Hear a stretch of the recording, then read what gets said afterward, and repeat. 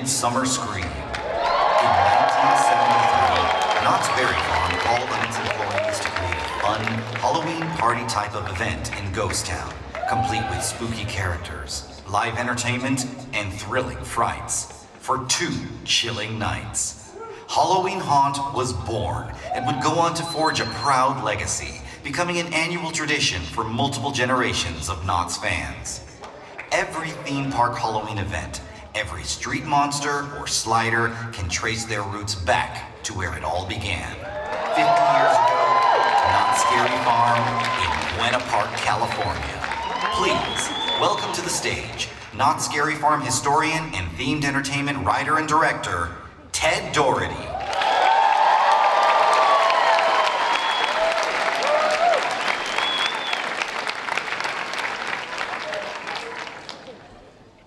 Hello. Hi, everybody. Welcome. Thank you so much for being here today. Oh my gosh. Well, my name is Ted Doherty, and I'm a writer, producer, and director for large-scale Halloween theme park attractions and events, and that allows me to work with companies like Knott's Scary Farm, especially this season, which we'll get into later. But my roots are at Knott's Scary Farm. I worked there several years as one of the slider monsters in the Ghost Town Scare Zone. Yes!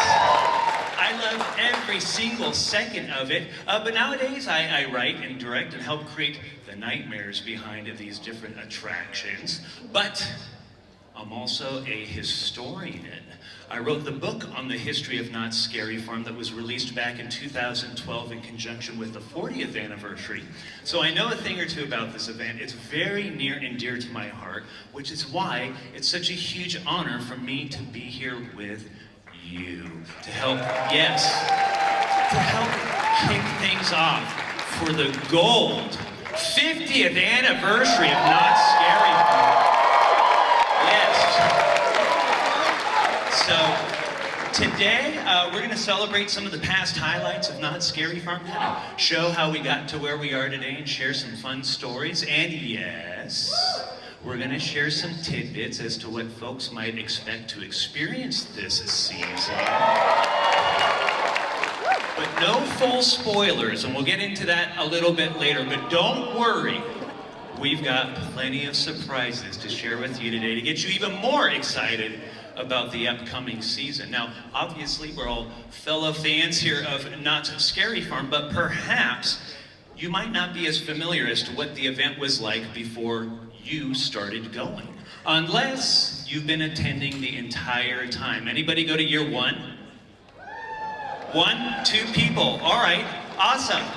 Well, for the rest of us, you might be a little curious as to what the event was like before you started going. So to kick things off today, we're going to give a mini, very brief crash course on the history of Knott's Scary Farm. Like I said, I wrote a whole book about this thing, so I'm not going to sit up here and ramble on forever about it. So this is going to be rapid fire to help make sure we're all up to speed and on the same page, help you understand and appreciate even more the wonderful surprises Knott's Scary Farm has in store. So brace yourselves, this is going to go by fast. So I'm going to get situated here.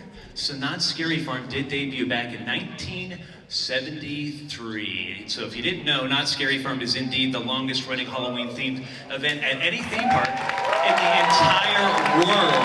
All others trace their roots back to Knott. Now, throughout the years, a lot of people have asked me, how did the event get this popular? How did it begin? And I mean, there's just so many factors that go into all of that stuff, but I usually narrow down as to how Knott's Scary Farm got started. I narrow it down to one person. That person was an actor named Larry Vincent, who portrayed a character named Seymour, Master of the Macabre. Yes, also known as Sinister Seymour, and he was the first host of Knott's Halloween Haunt. That was the original name of the event. We now know it, of course, as Knott's Scary Farm. But from the very beginning, the park dove right into the concept of a large-scale Halloween party. All the employees participated. The log ride was turned into Satan's Sawmill, and the Calico Mine Ride was turned into the Haunted Mine. And those were like the main scare attractions in the early days of Knott's Scary Farm, packed with live actors terrorizing everybody.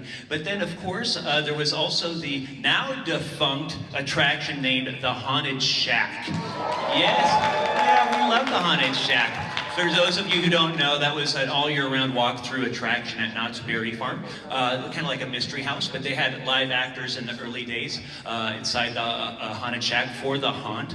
And then, of course, the first scare zone monsters on the planet were the Ghost Town Street Monsters. Yes. They were the Wild West stunt show personnel dressed as monsters to roam the streets and engage the guests. And, well, you know, in addition to that, they had these sideshows that lined the streets of Ghost Town, Fiesta Village, and the Roaring Twenties, which is where the boardwalk is nowadays. And these were like carnival sideshows and illusions, and they repurposed things like the stunt show and the Medicine Man show, all kinds of live entertainment like bands and dancing and magicians. I mean, the event was covered with live entertainment. Every single store and employee participated and dressed up, from food services to merchandise to ticketing, ride operators, ushers, on and on and on. And within the buildings of Ghost Town, well, they were turned into the startling pecans with eerie lighting and sound effects and masks on the mannequins. And outside those buildings, well, the park decor was just off the hook. Ghost Town was shrouded with scare cloth, more eerie lighting and fog. And then, I mean, Knott's went all in. And by 1977, they introduced the first maze built solely for Knott's Scary Farm, named the 10 Chilling Chambers. The Chilling Chambers for short. And by the way, that was designed by a person named Rick Campbell, who was the same person who designed the entire Roaring Twenties area of Knott's Berry Farm. So this is a big production. And that maze set a new standard for the event, because every single Knott's Scary Farm maze that came after can trace its roots back to the Chilling Chambers. And after Seymour hosted the first two haunts, other hosts got involved, people like Wolfman Jack, Weird Al Yankovic, and the longest running host in Knott's Scary Farm's history, Elvira, Mistress of the Dark. Yes, we love Elvira. Well, by the 1980s, the event grew with more and more monsters, things like sliders in the Ghost Town Scare Zone, and the monster looks were becoming more advanced and identifiable as Knott's Scary Farm monsters. And by the late 1980s, the event grew with more and more mazes to accommodate the massive swarms of crowds going to Knott's Scary Farm. These mazes had more identity with their names and early forms of storytelling, which paved the way to the powerhouse mazes of the 1990s. Classics like Lair of the Vampire, Dominion of the Dead, Nightmares, The Underground. Yes, classic mazes that really kind of established the high quality in maze design that we see today at the event. And in time, other scare zones were added aside from Ghost Town, like the Gauntlet, the Swamp, Carnival, Silver Bullet Mine Town, others like Necropolis. Now, all of a sudden, the entire event was covering the park to make way for groundbreaking mazes like the Carnival of Carnivorous Clowns in 3D, to classics like the Asylum, 13X Murder Manor, Doll Factory, Trick or Treat, on and on and on. So many of these amazing mazes that really kind of raised the production value of these different attractions. And soon, interactivity was added with attractions like Trapped and the Skeleton Heroes. Yes.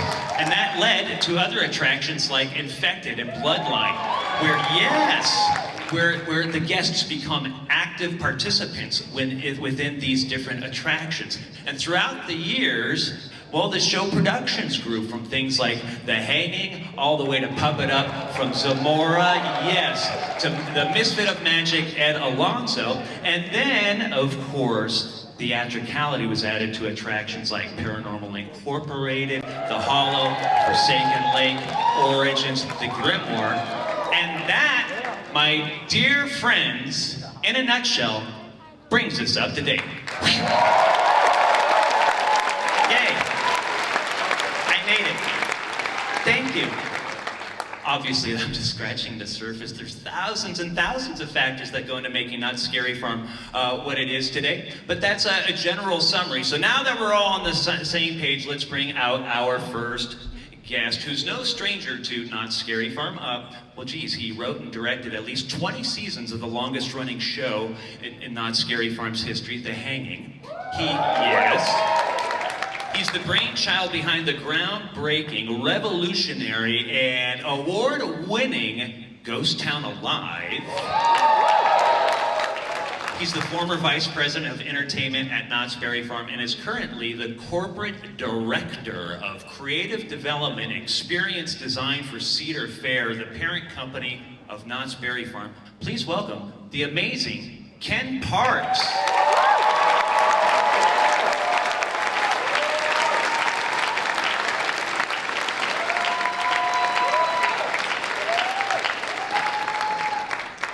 It is awesome to be back here at Midsummer Scream, and so thank you to Midsummer Scream for having us back, and that was incredible. Thank you for doing that. Thank you. The other thing that you need to know about all of that history is that thousands upon thousands of people over the 50 years have made this event what it is. I just wonder if there's anyone here today who has been a part of the event in some part. Just shout out. Let's hear you. Yeah.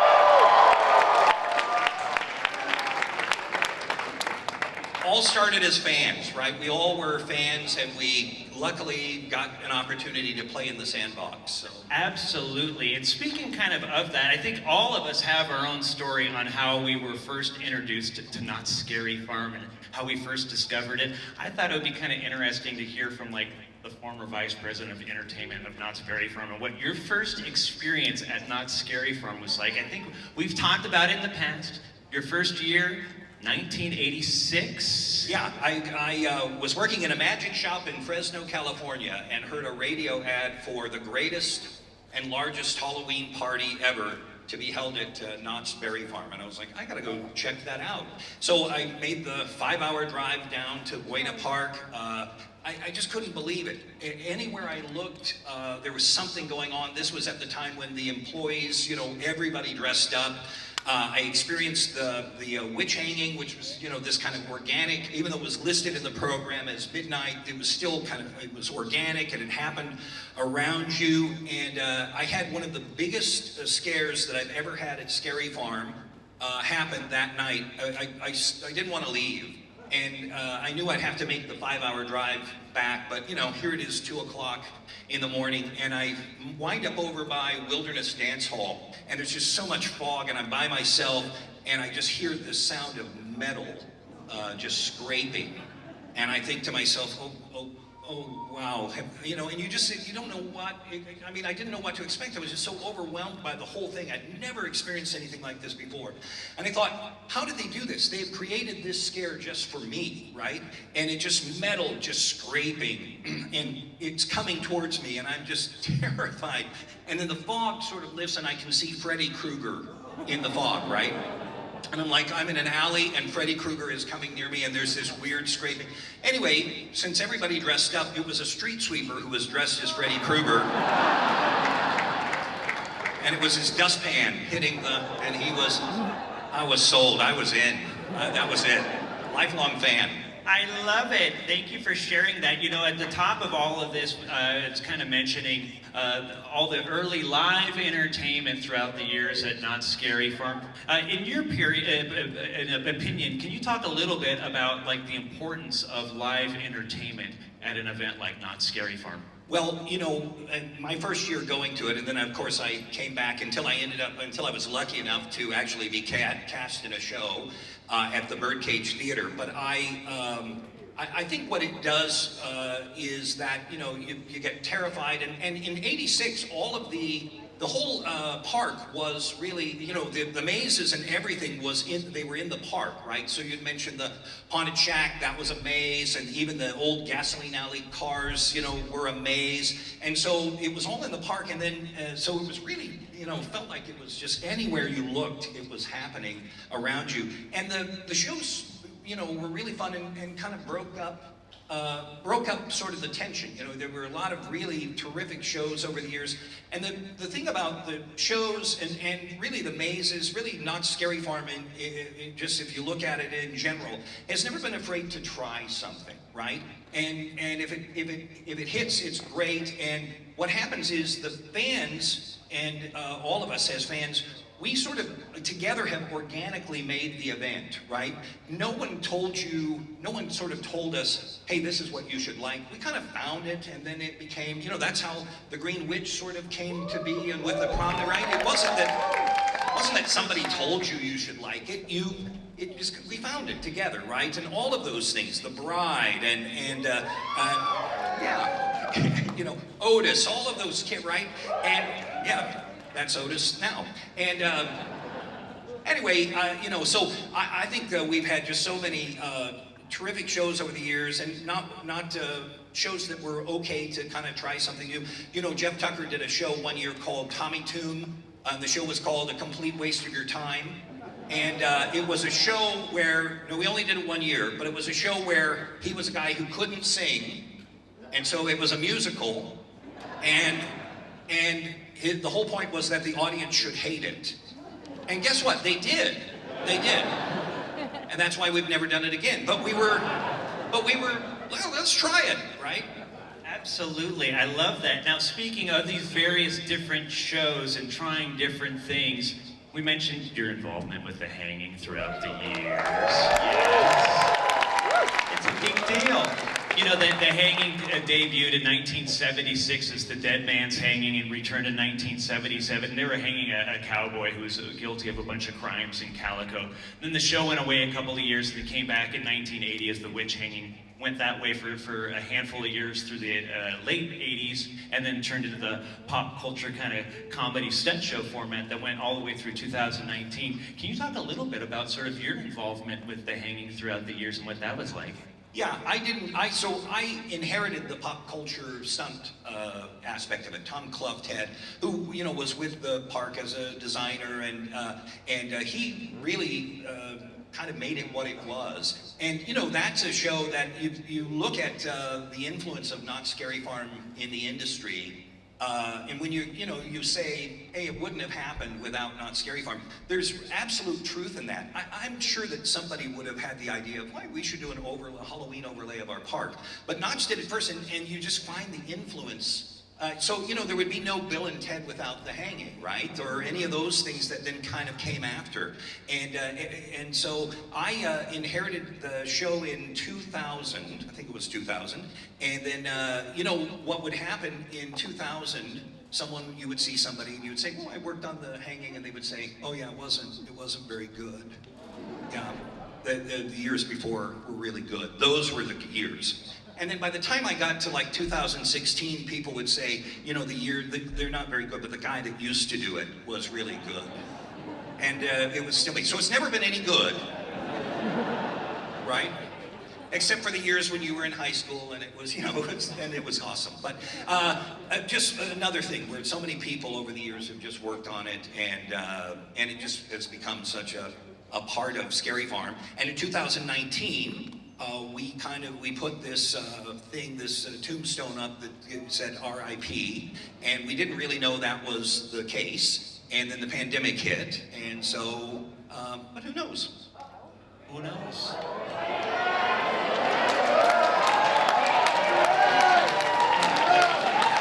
Who knows?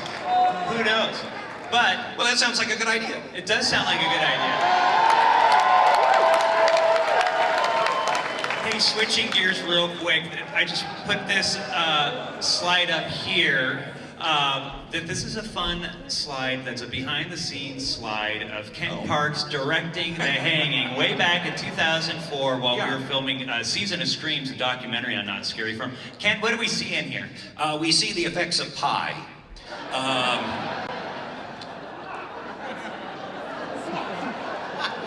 So,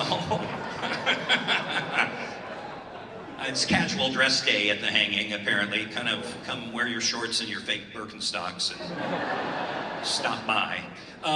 This is, you know, we're just in the middle. It was always, you know, hot when we were directing the show out in the square, and in the center there are a couple of the two guys that played Freddy. There were several people who played Freddy over the years, and Freddy Krueger was such a a part of the show at one point. And so you've got Rich Warren there at the bottom, and then John Breeden, who is now Rich is still in the stunt industry and in the film industry, and John is a Long Beach fireman, and so doing different kind of stunts, but we're glad he's doing that. And then, you know, some goon they invited along, so.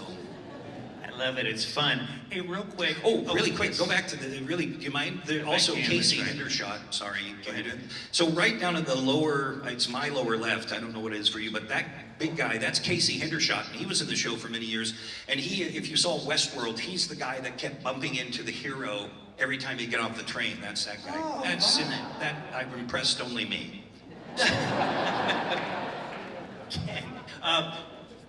Let me get this here. So we talked a little bit about at the top of this whole thing about like more immersion, interactivity. In your opinion, and kind of, especially the last decade or so at Not Scary Farm, sort of what's the importance of enhanced storytelling with interactivity and immersion for these different attractions at Not Scary Farm? Yeah, I think we all want to be a part of it. For me, I've always been chasing the same experience that I had in 1986, of just that the park is the experience and the park is, as a whole, the attraction, and that you just, you know, you really want to be in these stories and you want to feel that you've been transported somewhere. And this goes back to, you know, what I was talking about, where we're just let's try it and see what happens. One of the things, you know, there have been so many just great immersive attractions, from Trapped, there was we did Skeleton Key rooms, and then we kind of did them separately. Yeah, and there was one called Prey that had a lantern that you'd go in, and the lantern would kind of, you know, cut out right when you didn't want it to, and then that got us to Trick or Treat Lights Out,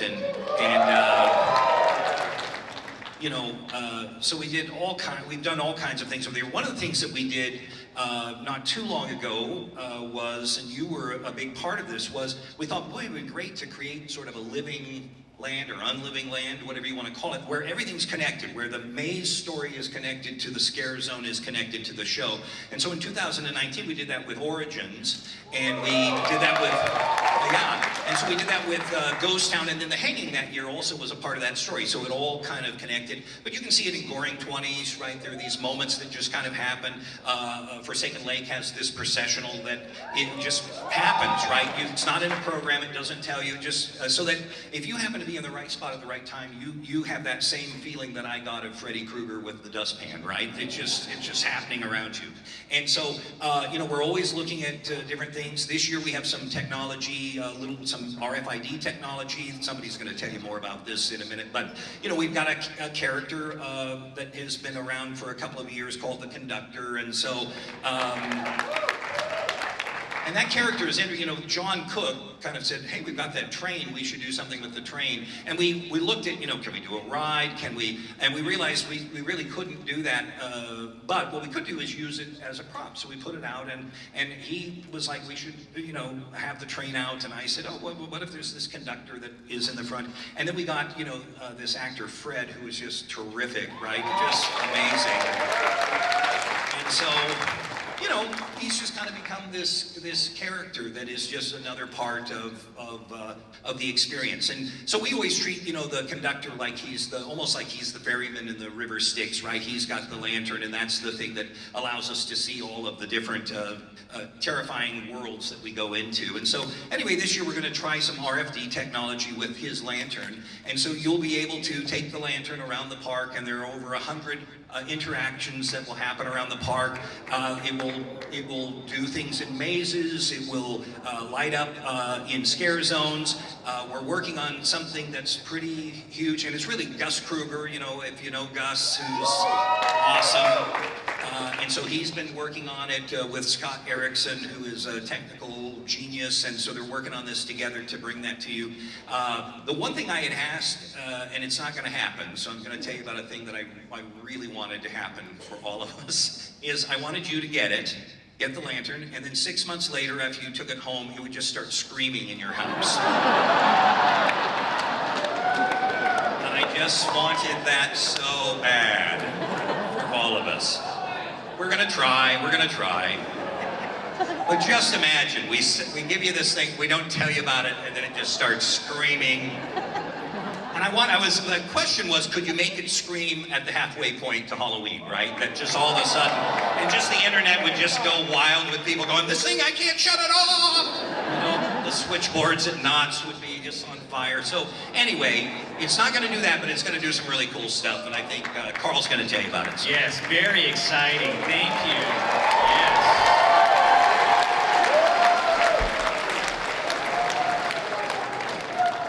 Thank you. Thank you.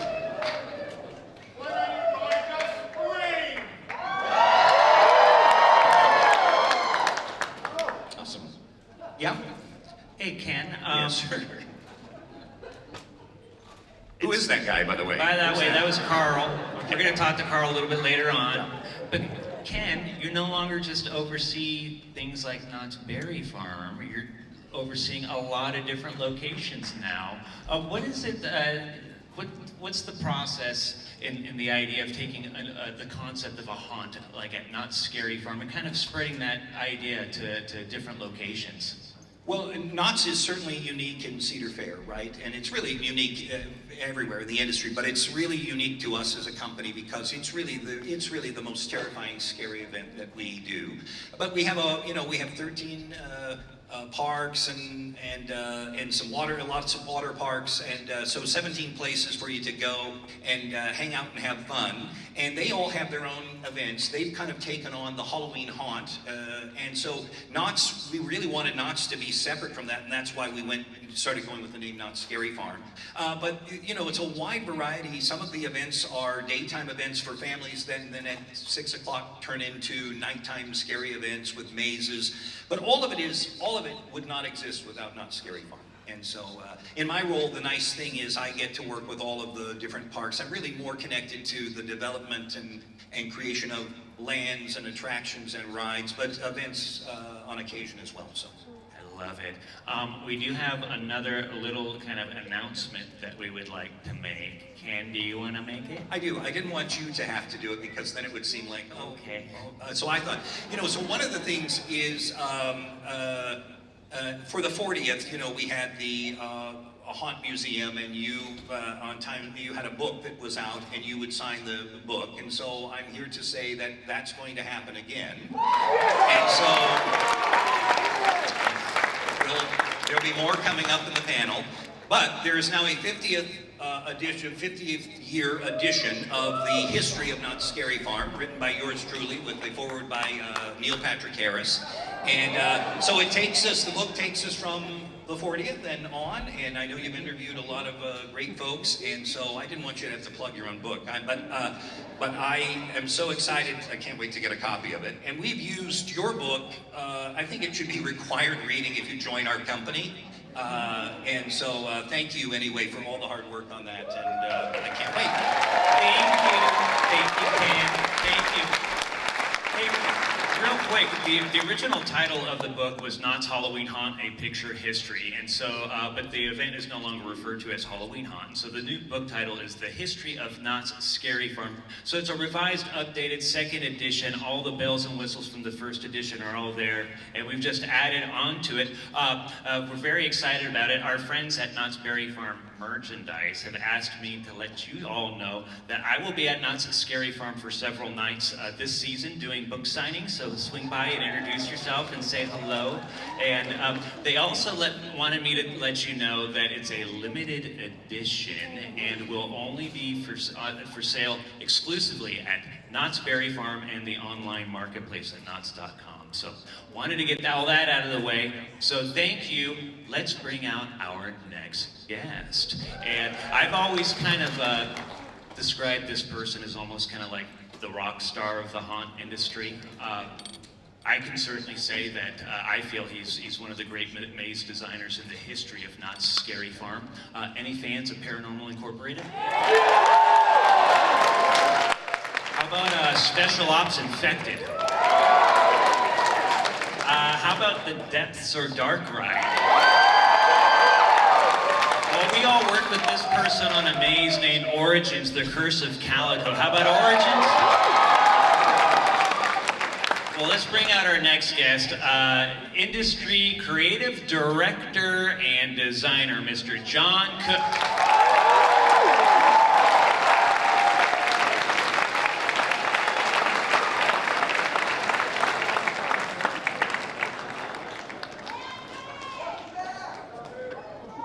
What's up, guys?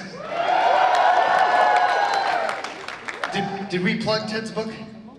Yes. Okay.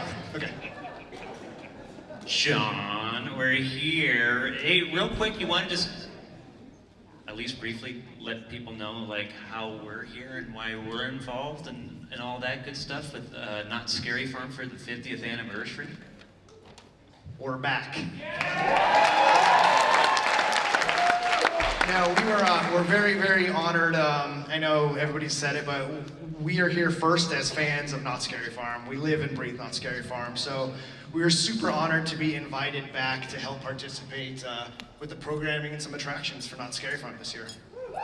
Yes, and I think a lot of folks probably are very familiar with your design work, but they may not really know about the fact that you started as a monster the way I did way back when. You want to talk a little bit about your years as a monster at Not Scary Farm? I'm going to tell a quick story real quick of how this came to be. So I was a fan of Not Scary Farm. I had gone a few years, and I thought, okay, this would be fun. In my past life, I spent some time as a touring musician, so I had a little bit of a break. I'm like, okay, let's go work Not Scary Farm. That'll be fun.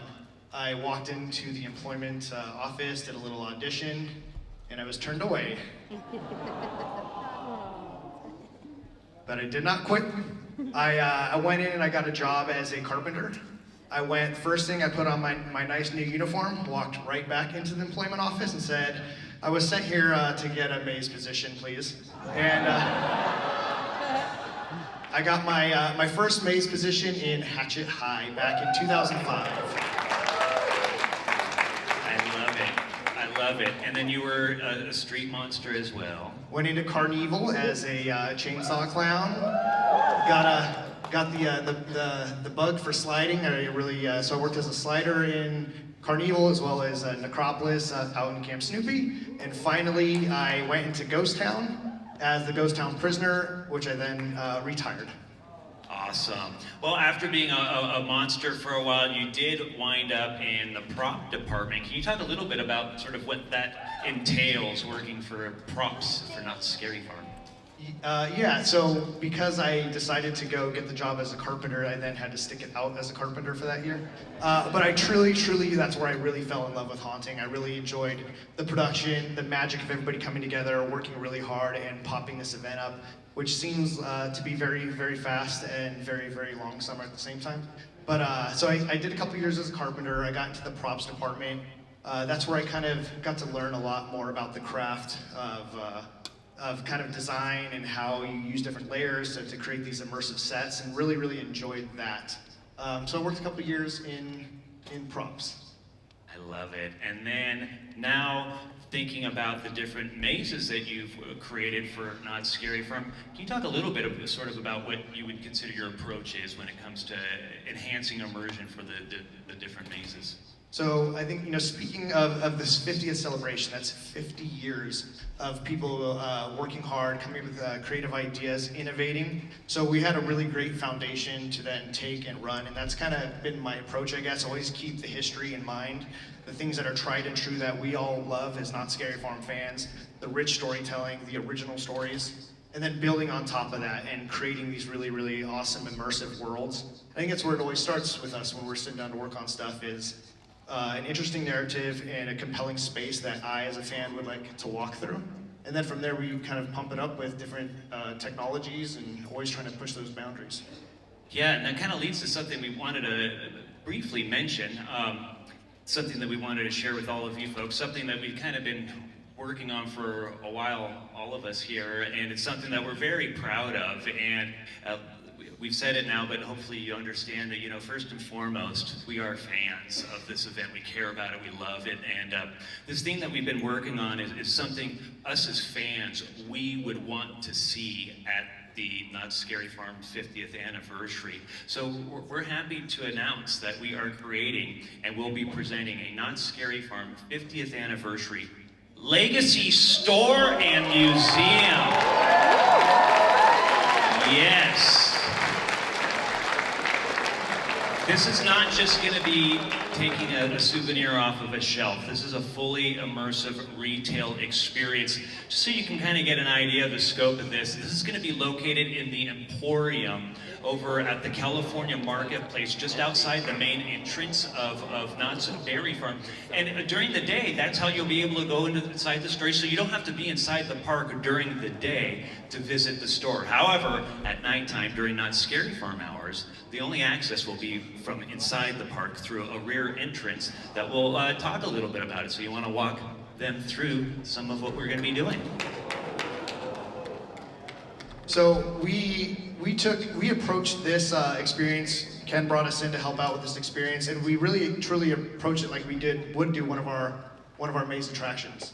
So it's a really deep dive into scenic production. It's very high quality sets, a lot of scenic lighting, everything to really create this immersive experience. And as we're gonna see here, we're gonna take a couple nods from our old favorites. You know, we had a thing in production when I was working, especially speaking of when I was in props. We'd always take these pictures on the pumpkin stairs. It was like a really cool photo op. So we said, let's turn that into a photo op for the guests to be able to come and do as well. So as you journey through this experience, you're gonna visit many different old maze influences as well as scare zones. But there's also gonna be lots of awesome, fun photo ops throughout it as well. And here we're looking at a cemetery portion, and again, more nods to various themes of Knott's Scary Farm's past throughout all of it. Yeah, like with our maze approaches, I always like to think of them as an adventure that you're going through, so that's what we did here as well. As you're going through the store, it could be a non-linear experience to where you can venture off into different elements. And here's kind of the focal point, what we're calling the rotunda, the focal point of the store. Yeah, this is the heart. This is the heart of the entire space.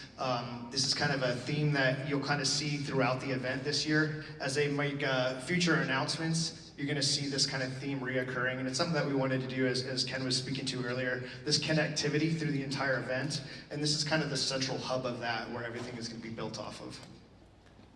Yes, we're very excited about it. Thank you.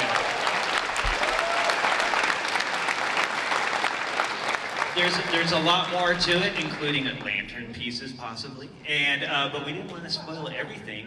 And by the way, that's where the book signings are going to be taking place, so you can come swing by and get it all at once. So anyways, we have to move on because we're running out of time and we still have a lot to cover. So let's bring out our next guest, who's got a long history with Knott's Berry Farm, Knott's Scary Farm. If you're a fan of Knott's Scary Farm, you're a fan of this person's work, especially if you love the beautiful scare cloth that drapes the buildings of Ghost Town and all of the wonderful decorations throughout the rest of the not just the event, but of Knott's Berry Farm in general. So this person's been around the event for a long time. Let's please welcome Park Decor Manager of Knott's Berry Farm, Mr. Jeff Shattuck.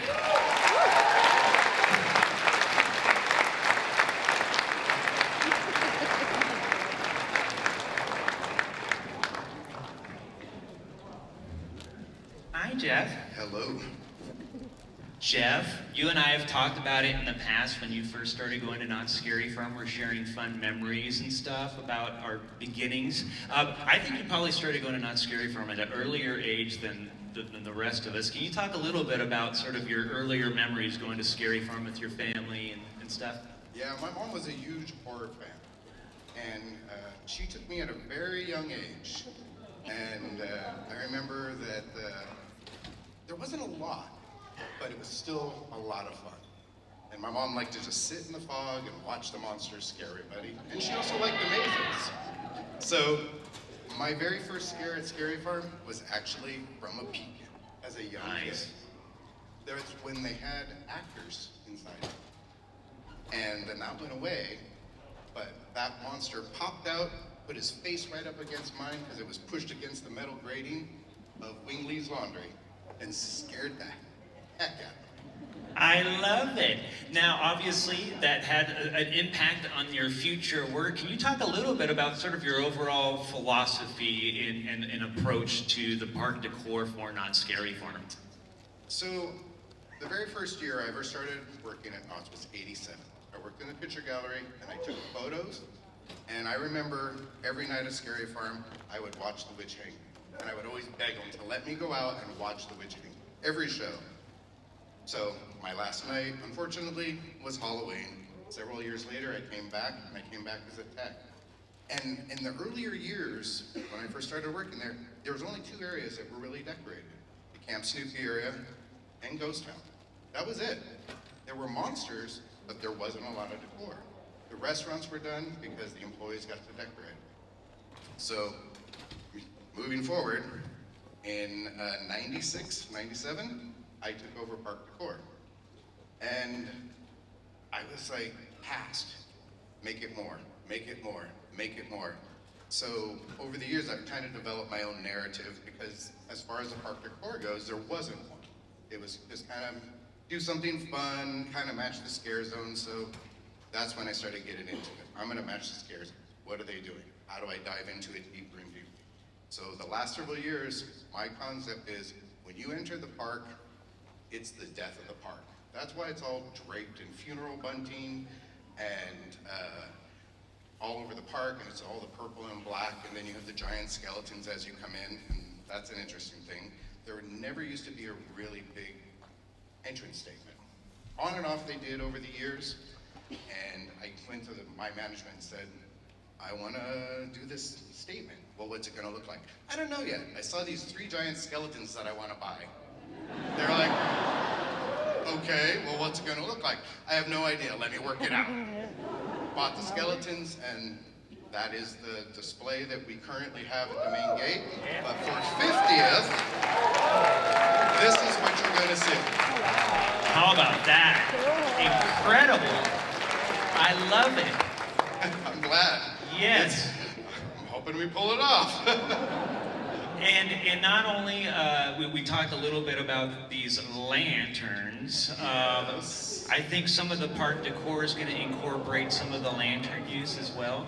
Yeah, so I heard about these lanterns, and I'm like, what are these lanterns? I keep hearing about these lanterns. So I'm like, I've got some new technical people on my team that are amazing, and they said, let's do this thing with a spider. And I'm like, all right, what do you want to do? So next thing I know, we've built this entire, we're calling it a swamp spider. It's interactive, and it also is interactive with the lanterns. And Park Decor has now developed about 5 other items and areas that will be interactive with the lantern. Great. Good job. It should be fun. Jeff. Go ahead. One more little tidbit. Go for it. Look around Ghost Town while you're out there this year.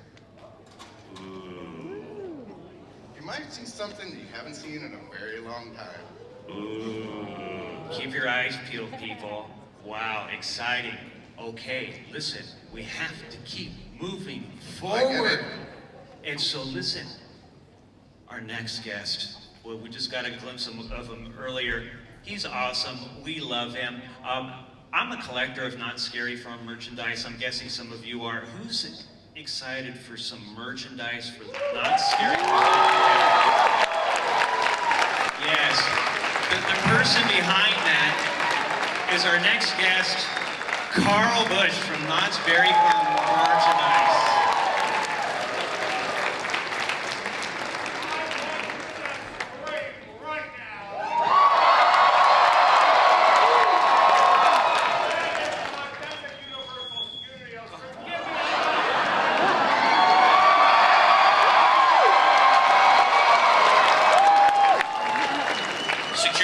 Security. Oh, I'm sorry, Jeff. Jeff and I have a very strange relationship. I can't stand him and he can't stand me. It's a perfect relation.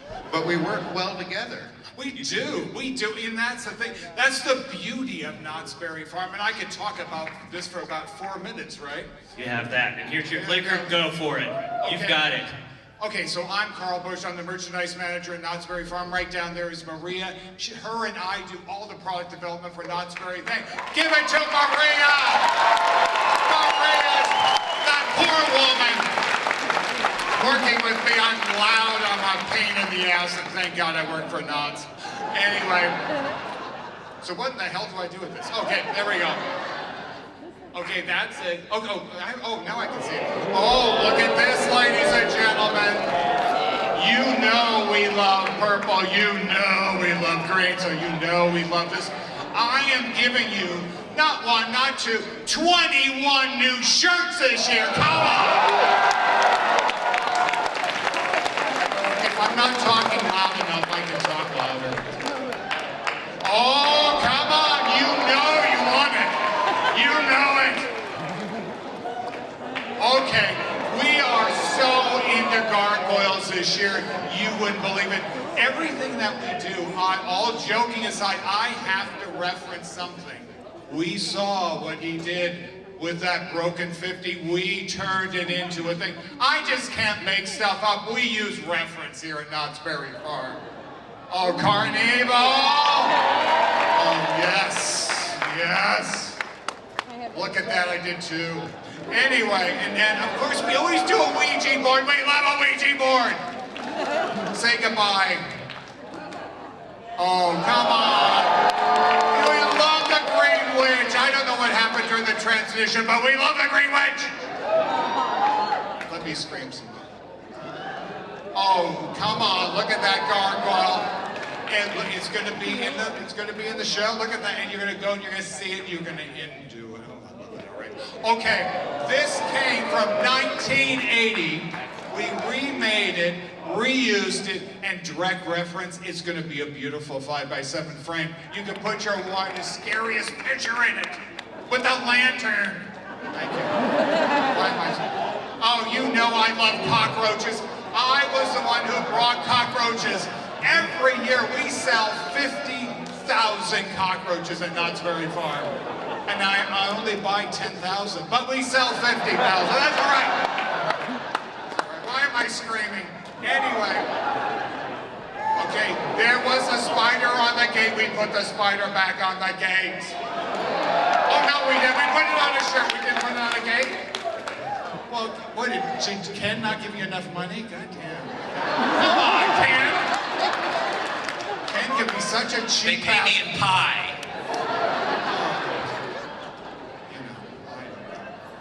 You know, those are our pumpkins. Maria was the queen of our pumpkins. She was like, no, it has to be our pumpkins. Those are our pumpkins on our shirt.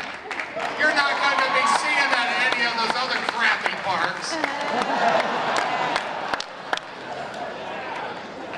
You know this is my only job I have left. Anyway.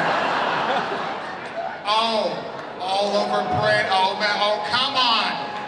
It has a sew-in label. There is this guy. So every shirt like that is slightly different. It makes it a total collectible. And you know I love collectibles. Why? Because it's coming up. We're doing a legacy collection. You're going to the legacy store. Here's your legacy collection. It's glow in the dark.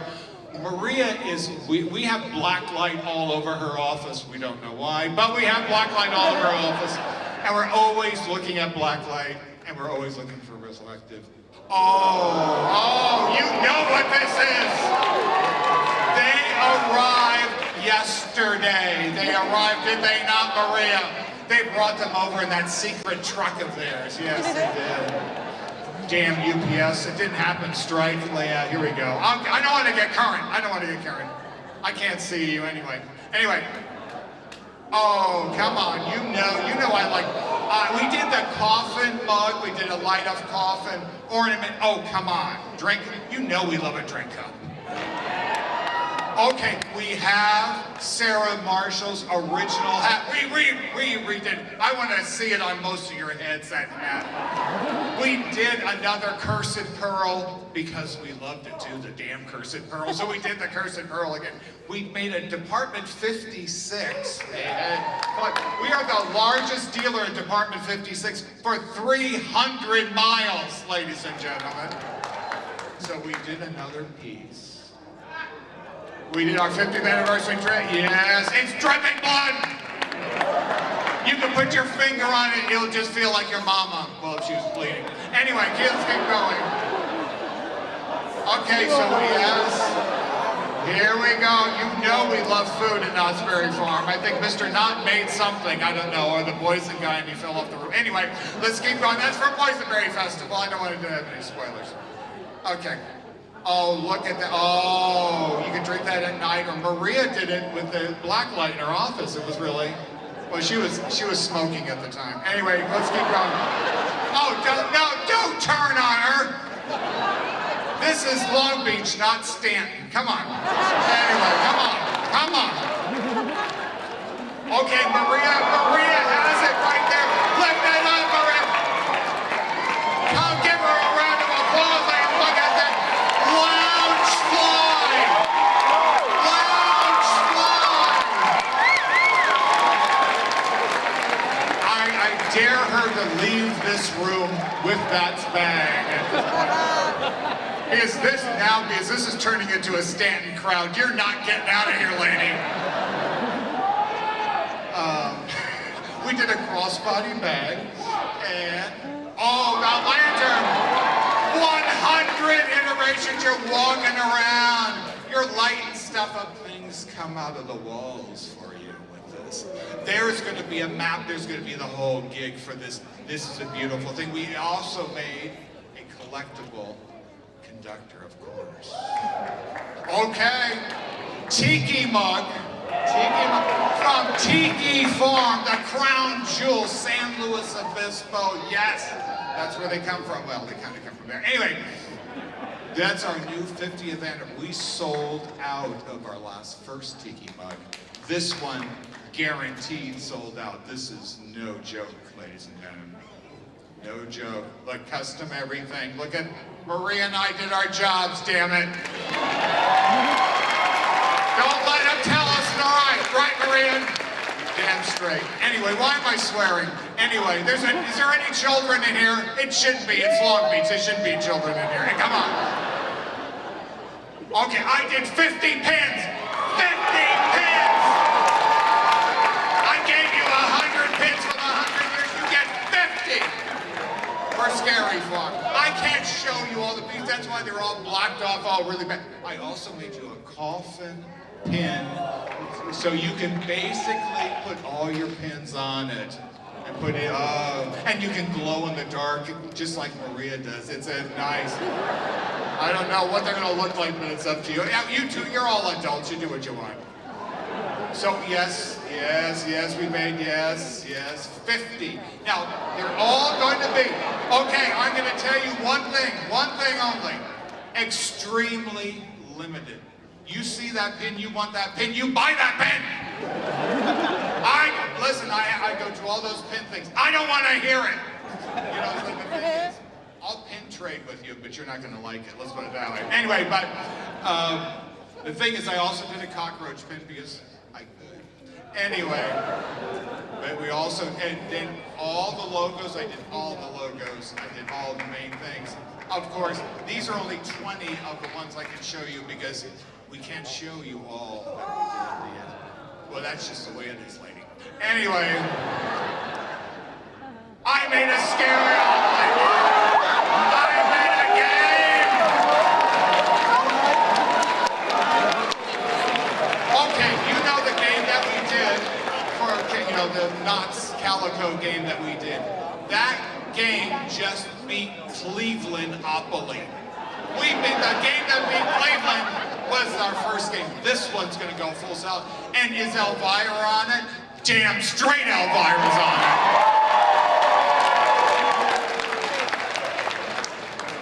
She cashed the check, as they say.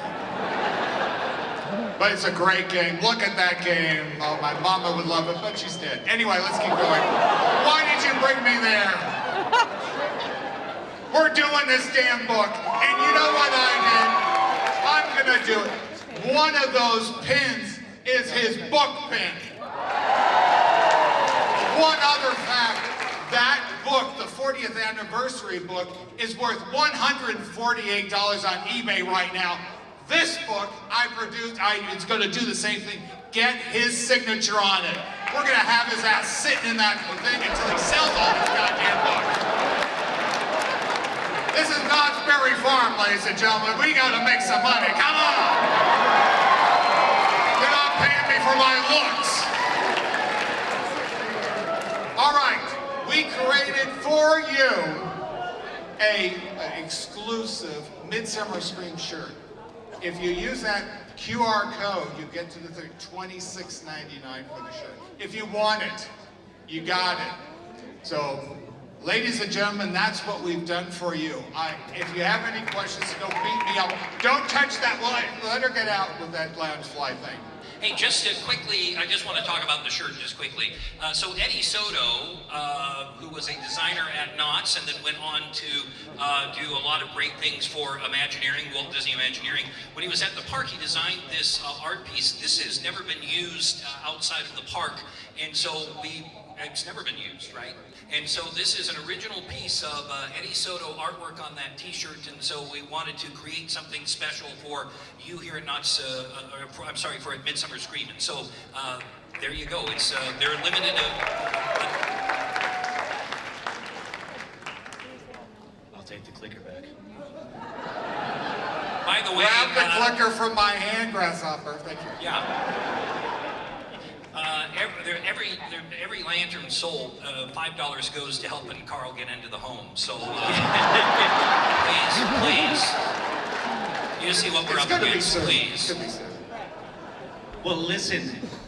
Thank you very much for that, Carl.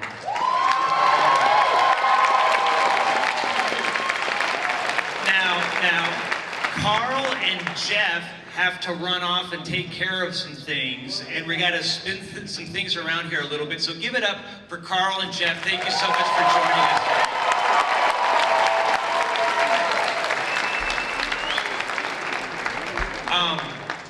As I kind of mentioned at the top of this whole thing, I usually kind of narrow down as to how Knott's Scary Farm got started to one person, Larry Vincent, Sinister Seymour. Yeah.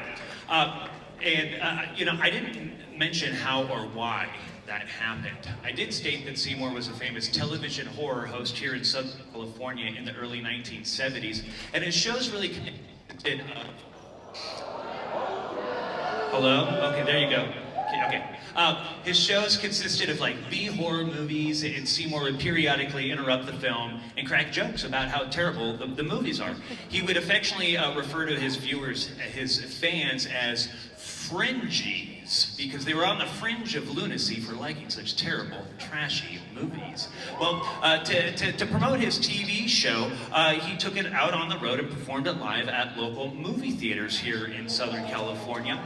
And really the format would be the same as his TV show, but in front of a live audience. So there'd be a horror movie up on the big screen, and Seymour would be there live and in person cracking jokes. He took that concept to some local theme parks here in Southern California, but the venues were not ideal. For example, Magic Mountain with their open-air outdoor theater during a daytime event didn't really kind of lend itself to the eerie environment that matched Sinister Seymour. And so Larry Vincent's manager, a person named Gary Blair, was in the process of looking for a new and improved venue and contacted Knott's Berry Farm and said, I understand you have the John Wayne Theater, which is now the Walter Knott Theater, and it's environmentally controlled. It's got a movie projector. Can we have Seymour perform there?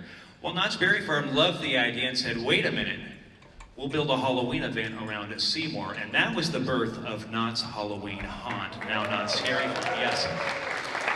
To learn a little bit more about Larry Vincent and Seymour, it's our absolute honor and pleasure to introduce to you Larry Vincent's daughters. Please welcome Diane and Valerie Vincent.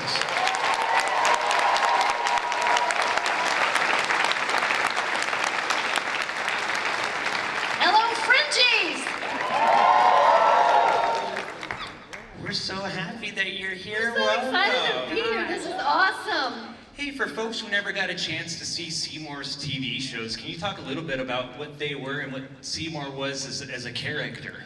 Well, Well, you touched on it a little bit, but he Great would. intro. Well, the show itself, as Ted was saying, was kind of a comedic take on really lousy movies, scary sci-fi and horror movies, and it was Seymour's opportunity to do some shtick, before commercial, and sometimes actually during the movie, he would pop up in the corner and make a joke, and I think that kind of gave birth to that later show, Mystery Science Theater. So he turned the sound off and interjects himself and put in his own jokes. And he picked the worst films of the lot, Attack of the Mushroom People, Leech Woman, The Mummy's Tomb, Teenagers from Outer Space. Just pick the worst of the worst. And the worse they were, the better. And he would just, with shtick. And Seymour was described as a cross between Dracula and Groucho Marx. Love it. Because he had the macabre thing going, And by the way, the gauntness, that was all Dad's face. No makeup. He had a very He looked like nobody else. distinctive face. The sunken cheeks worked perfectly for his character. And he was funny, campy, shticky, a lot of gags, a lot of running gags. And he was a cult phenomenon. And had he lived past the age of 50, God knows what could have happened beyond the 5 years that he ran. Yeah. Now, you have your dad at home watching over homework or whatever, holidays or whatever, but then He never did his homework. Oh, okay. Our homework. Oh, your homework.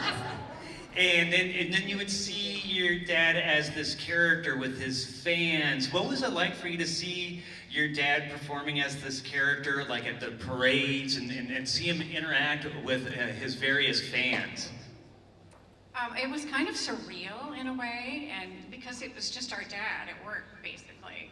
And I think seeing him with fans, it really kind of sunk in that he was a celebrity, and that kind of hit home. Like it was just kind of surreal, but on the other hand, it was just like sort of our dad going to work. Yeah, going to work, and we grew up with him as a performer and an actor, and he had a show in Indianapolis, a children's. He hosted Three Stooges cartoons. We had another character called Captain Star. So we grew up with him as an actor, and the celebrity part of it, it was just kind of a normal progression of what we knew. It's like your dad, if he was a banker, but that was our dad, and we were. But as Val's saying, as this character Seymour grew and grew and grew, it was pretty awesome to observe that, to witness that. I love It's it. like a rock star, It's like a big rock star. Yeah, totally. Yeah.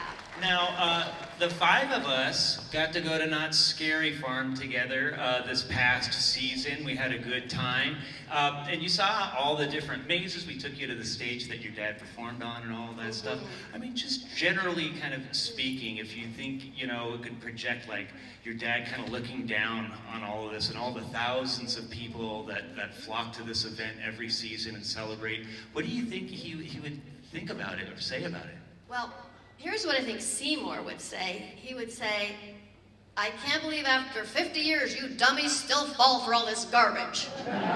That's what Seymour would say.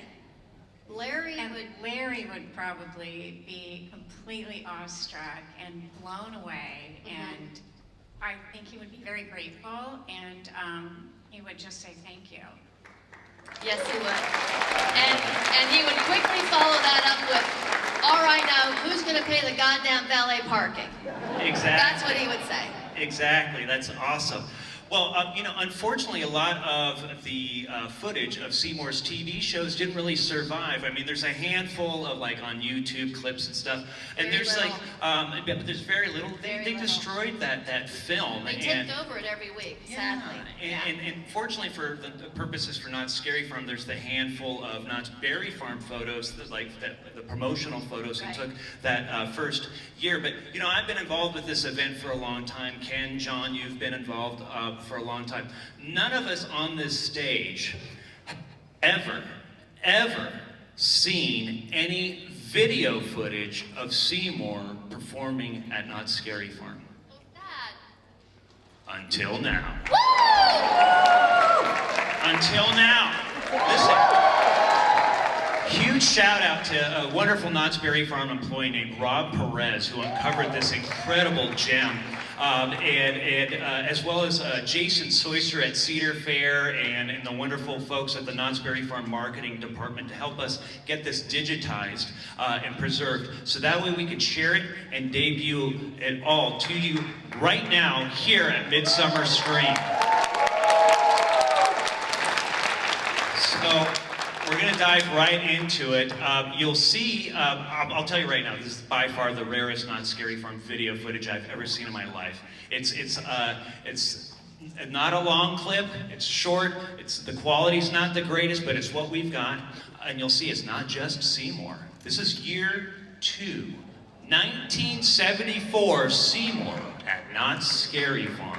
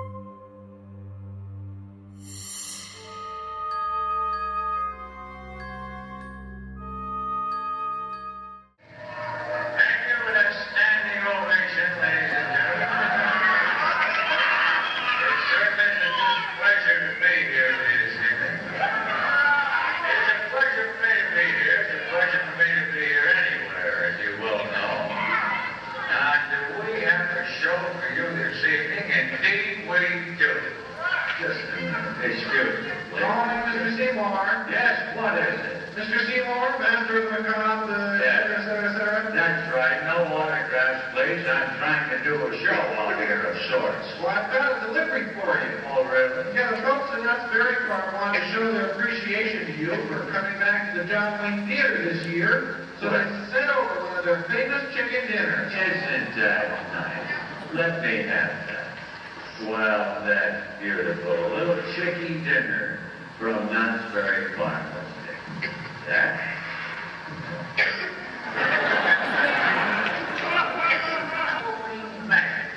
If there's anybody that can kill 10 minutes, it's Chuck Jones, ladies and gentlemen. Let's hear it for Chuck Jones. Take it away, Chuck.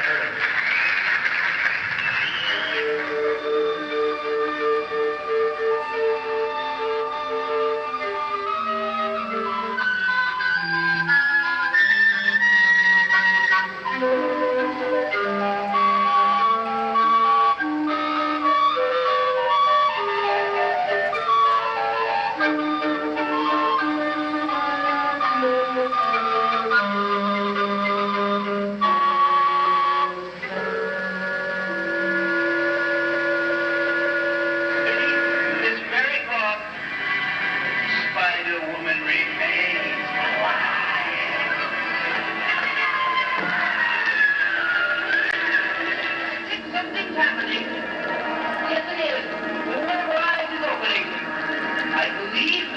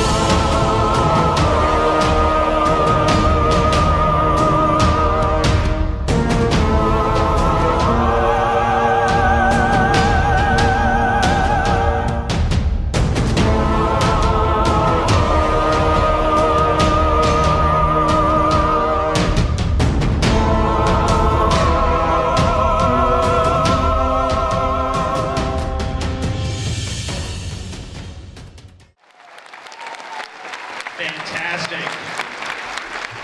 I know we're running late here, so we got to wrap things up. But now that we've learned a little bit about Seymour, there is something that we did want to mention. It's no secret to anybody in this room that there'll be some sort of tribute attraction at Knott's Scary Farm for the 50th. I mean, for crying out loud, if you were born and old enough to go to Knott's Scary Farm in 1997, you probably went through the 25th Shiver anniversary tribute that they did. And it was kind of a hodgepodge of different themes, but we were kind of looking at trying to do something that had a little more narrative cohesion, because when you have parts of past attractions all jammed together in one location with themes that don't really have to do with each other, well, we needed to find a way to pull that together. So John, Ken, and I, as we were kind of developing this, thought, well, what if we had some sort of host who could help pull that together, who could inform the guests as to what they're seeing when they're going through this thing. That way, for people who never went through the original attractions, well, now they're at least informed. And so we kind of like that idea, and we certainly appreciate the important symbolism between Seymour and the birth of Knott's Scary Farm. But in talking with Diane and Valerie, I mean, none of us on this stage were interested in recasting, because there's never going to be another Larry Vincent Seymour. But we thought, well, since this attraction is about tributes in general, we thought, well, what if we created our own tribute to Seymour as a new character inspired by Seymour, who could stand on its own as a creepy, scary icon that would read to a modern audience who has no idea who Seymour was. But if you know who Seymour is, you would see that connection. And so what if we leaned more toward the sinister side of Seymour, more toward the macabre side of Seymour? And well, what we came up with for this host is a new character we have named the Keeper. Yes. And the Keeper watches over the past haunts of Knott's Scary Farm, keeps them locked up and stored away within the confines of what this attraction is. You'll find out about that attraction later on, but for now, with a few very important words, it's our pleasure to introduce to you, for the first time ever, live and in person, the Keeper.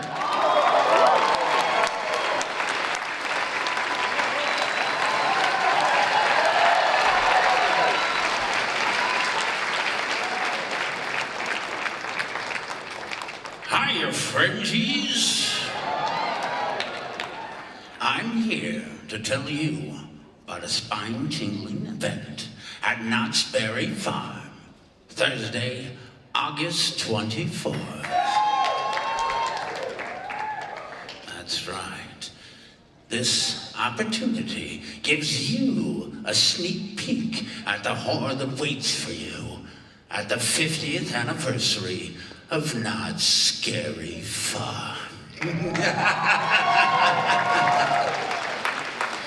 New blood-curdling mazes, sinister scare zones, and ghoulish shows here for you that night. And listen here, friendies. Tickets go on sale. Wait for it. Wait for it. Monday morning at 10 a.m. exclusively at Knotts.com.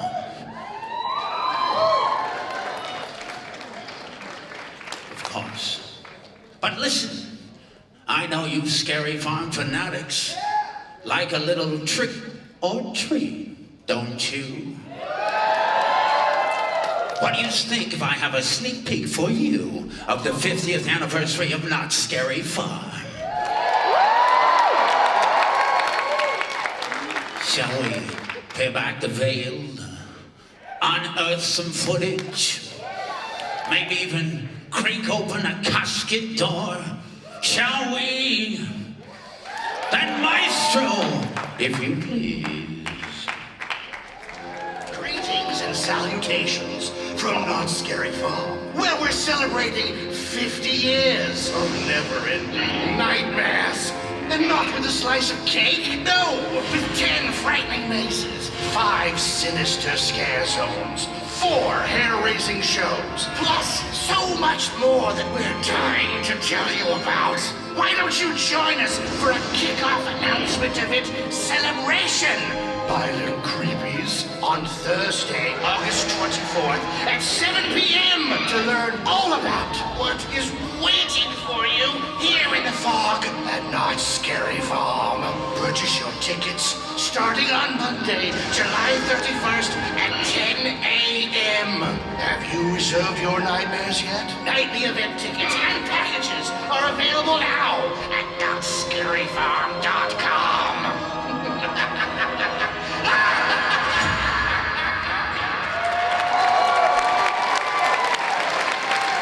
What do you think about that, you groovy goalies? For now, head over to the Midsummer Screen Not Scary Farm booth for an unfriendly meet and greet with me and some of my rotten fiends. We're dying to meet you, fringies. Until then, good riddance and bad night.